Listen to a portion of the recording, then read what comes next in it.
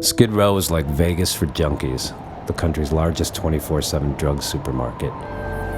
Skid Row, 50 square blocks, downtown Los Angeles. Commander Andrew Smith is a winner. If he wasn't a cop, he'd be upper management in some Fortune 500 company. When you walk through the streets with Smith in his uniform, he runs into a lot of people he knows. Homeless people, crazy people, stinky people, people smoking crack and shooting dope. Well, there are those people who call it the Mardi Gras on crack, is the little party that they have down here. He loves it. Skid Row's been good to Smith. He just got promoted to assistant commander. It's a big deal. He's a good man, but when the day's done, he's still a cop, and he'll lock your ass up. No doubt about it. He's a straight-up super dope cop. Here come Choc, here come Choc, here come Choc, I wrote too. And he got the thing with niggas better get ready. Yeah, I better get ready. Better get ready. I'm the new. I first met Choc Nitty in the Gang Enforcement Task Force in the Central Division Police Station on Skid Row. A detective pulled up his website on a computer screen. He was a rapper, part of a crew called Snowman Cliq, who was slanging crack on Skid Row. Choc Nitty was going to be a football star. He thought he was going to go to college. 10 kids, no dad, mom with a gambling issue. I started selling rocks when I was about 12 years old. And there was no one to tell him not to do it. He didn't see anybody who was benefiting from education.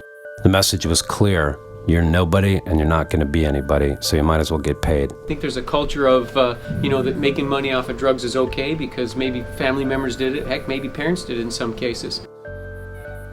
You know, when you're young and you see people having good things, it makes you want to get it too. I made money. I made a lot of money. All he had to do was make pickups and drop off. I'm talking about nigga had money the size of a football. 6 Reasons has been Choc Nitty's best friend since junior high school. He became the man down there. He got consumed by that life, really. He got consumed by it. It's heroin and crack and maybe a little crystal meth, but not much crystal meth. The cops don't even bother with weed down there. They end up coming in here. They get detained in one of these 2 tanks or on the bench right here until the officers can process them and get them booked into jail. It's a cat and mouse game with the gangsters. The cops punch the clock, arresting gangbangers selling drugs, then they go home and come back and do it again the next day. The dealers are always here. Always. Everybody buying anything. I was just selling what the majority of the people down there wanted. Crack-smoking junkies, dope fiends, movie stars, soccer moms, all rubbing elbows with Crips and Bloods, slanging rocks side by side. How could all of this be happening in the shadows of the financial districts in one of the richest economies in the country? Kings of industries and heads of state sleeping in silk pajamas in 5-star hotels just a few blocks away. I done seen people come down there in suits and drop pushing up in a Lexus for some of that. You know what I'm saying? Crack don't discriminate. In September of 2006, the mayor launched something called the Safer Cities Initiative on Skid Row. They were all over TV talking about it, all the money they were going to spend and how they were going to fix things up down here. Safer Cities Initiative is Chief Bratton and the mayor's program or plan to help change the culture of downtown, the culture of chaos that's down here. They deployed 50 new cops to Central Division to target drug crime and reverse something they called the culture of lawlessness.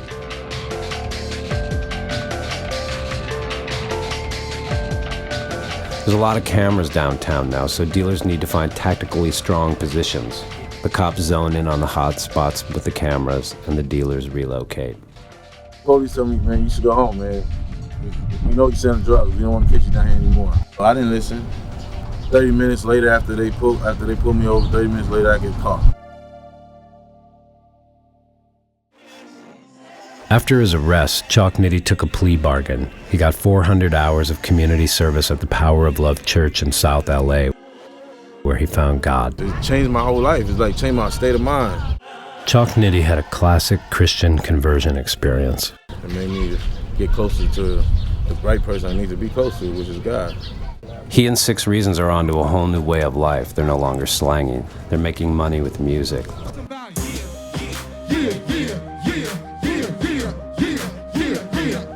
Playing gigs, selling CDs. Go hard or go home. You ain't met a nigga like me in so long. Thank you for this opportunity. Again. Thank you. Thank you. Thank you thoroughly. Thank you. Just to be here. Just Father so. God. I'll never come back down here again and sell dope. I don't got time to go to jail right now. I got 2 kids to take care of.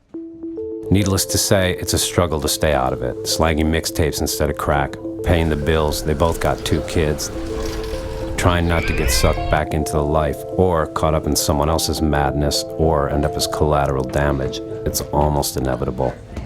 The city attorney designated 6 new prosecutors. All of a sudden, the streets looked better than ever. The place was really cleaned up.